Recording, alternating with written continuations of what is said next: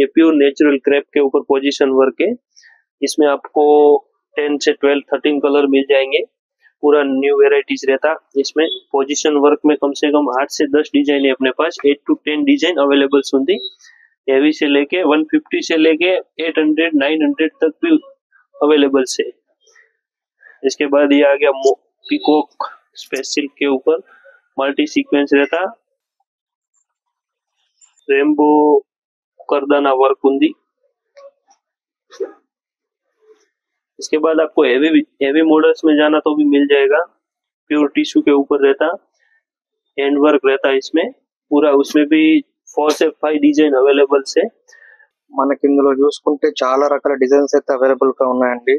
మనం డిజైన్ చూసుకుంటే చూడండి ఎంత బాగుందో। పికాక్ వచ్చి ఫ్యాబ్రిక్ కూడా చాలా క్వాలిటీగా ఉంది। ఇక్కడ వచ్చేసి మనకు తక్కువ ధరకే ఇస్తున్నారు। ఒకసారి షాప్ ని అయితే విజిట్ చేయండి। మీకు ఎన్ని రకాల డిజైన్లు కావాలంటే అన్ని రకాల డిజైన్లు ఉంటాయి।